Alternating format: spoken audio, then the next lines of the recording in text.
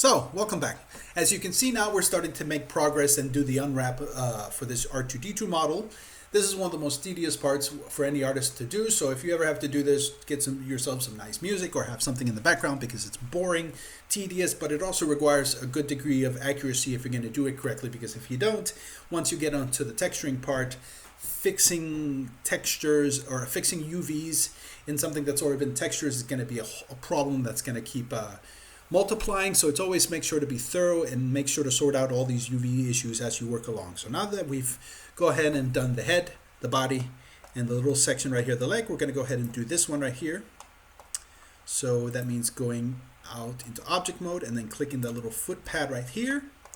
I'm going to go ahead and do Alt H or Shift H to go ahead and hide everything else. And then with that little leg piece selected, I'm going to go down to material properties and to browse material to be linked, and then I'm going to select that one. As you can see, colors again, same issues, and we're going to go through it again and sort these out and such. So let's go ahead and go to edit mode, and you see this is probably going to be one of the easier pieces, so let's go ahead and select this one right here, go into the UV screen for example, and then I'm going to go ahead and hit U, select this, separate downwards, go to the other side, click on that, U, select it, bring it upwards, and this front one, boom, boom, boom, U. You know, I have to say, after using Blender for quite a bit now, I'm starting to appreciate their unwrap tools. It's a little bit more intuitive. In 3D Studio Max, you'll often get more distortions whenever you unwrap stuff, and in Blender, it's much more easier in that regard. So now that I've gone and selected this one, I'll go ahead and select the other section right here. Again, U, select it and put it to the side. Good. And then I'm going to go ahead and do the same for this. But you know what? On this occasion, when I see it's not a dramatic turn around the side, so instead of actually doing these separate, I'm going to actually go ahead and take this one and select this one at the bottom, and again hit U, unwrap, select it again, put it to the side, and then now it's one element and it's easier to mess with. So we're going to go ahead and do the same for the all sides. So again, selected, hit U, and separate it. Nice. Select the front one right here. Hit U, unwrap, select, and put it to the side. And hit U to the side. I'm going to do the bottom.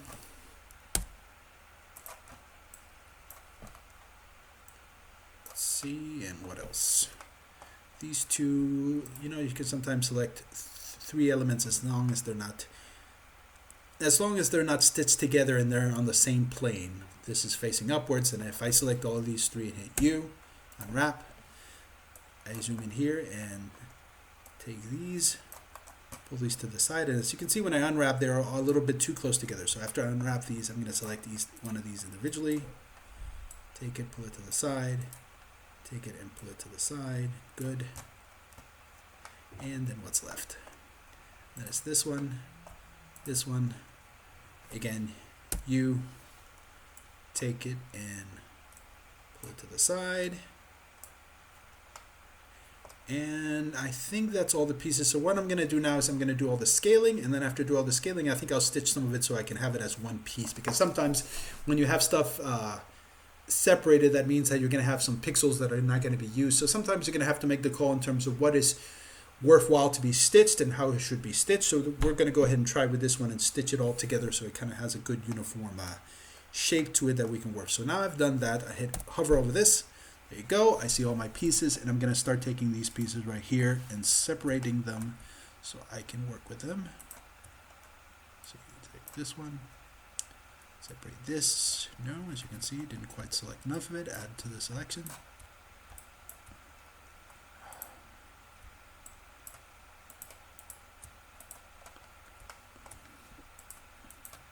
See, that's the one thing I still hate about this stupid program, is that it's selecting these faces. It's not very intuitive sometimes.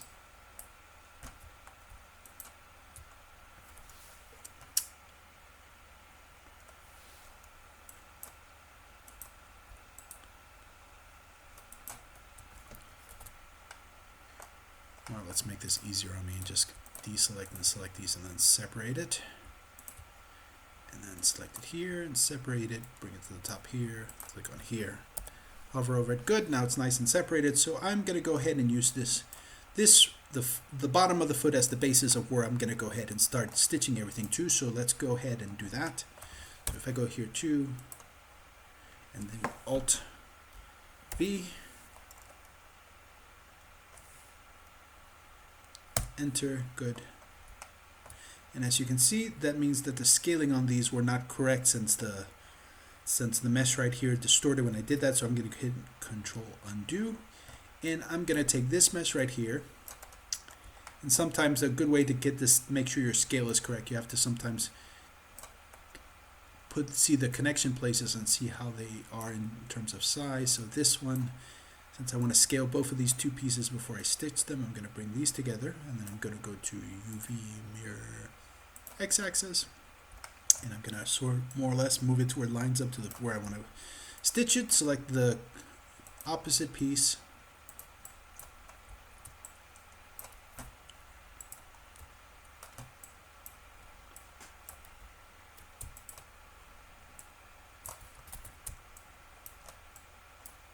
I swear to God, the selection sometimes on this pisses me off. Oh, yeah. Cool. And then I'm going to take these and sort of, as you can see, I'm going to be scaling these so they kind of match the place where they're going to be stitched together, more or less. And then if I go here and here, and here, let's see if this works. Sort of like it works in 3D Studio Max. Oh, well, close enough. This one, Alt V, stitch. As you can see, I'm having mirroring issues, so I'm going to go ahead, because it's, as you can see, it's overlapping, so I'm going to do Control Z, and then this piece right here, I'm going to take this, and I'm going to UV mirror in on the Y-axis this time. So as you can see, it seems like nothing's happened, but if I go right here, for example, and then do Alt V, boom, stitch together, and then we're going to do the same with these top pieces here. So take these and move it to the side, rotate this, these two, nice, and separate them, and let's go see how well this works. Alt B, enter, let's see. See, I believe that's going to be giving me some unwanted distortion. I'm going to hit Control Z. Or is there unwanted? No, there isn't unwanted. Sorry, that's a lie. So I'm just going to go ahead again, select this edge, Alt V, stitch that, Alt V, so that, and as you can see, it's starting to be one element. And I believe the scaling was off because we're getting unwanted distortion. So I'm going to go ahead and Control Z and Control Z. And we're going to do the same thing as we did before. So I'm going to take this piece, bring it down to the bottom. And then this piece right here, down. So let's see.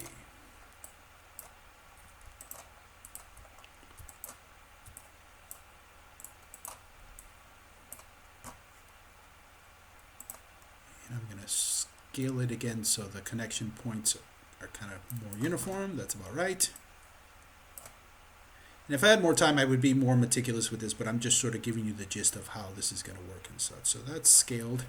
And then again, select the edges. Alt V. Good. And then this edge, Alt V. Good. And that's looking okay. Sometimes you could do something if you, as you can see here, it's not quite how I need it to be, so I'll just scale this one so it kind of takes some of that distortion away. And since that is one piece, the rest of it I can stitch it together, but I just want these main pieces right here stitched together, so I'm going to go ahead and take this one And I'm gonna, again, like I've done with the other ones, trying to make this into a nice little clean package so you can see it later when you have to take all of these and unify them together. And keep this one right here. And this one right here. And finally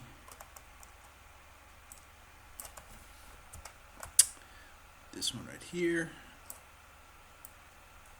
So now that we've got all the pieces sort of sorted out in a square and such, and we can, the size is more or less uniform. Again, we're going to go in back to object mode and then hit Alt H, unhide everything, and as you can see, the scale is again off. So I'm going to, in relation to the other pieces, I'm going to go back to edit mode and L, select all these, and then I'm going to start zoom in a little bit and then start to scale. So the scale is more or less the same relative to the other pieces.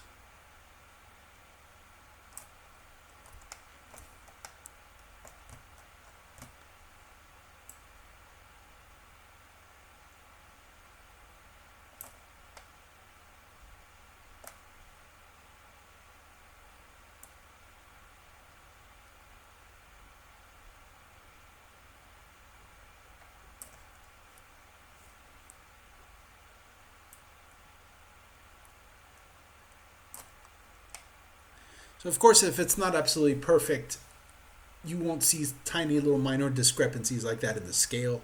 It's the bigger that the discrepancies are, the more that you're going to see the issues with the unwrap. So that is the next piece that is finished.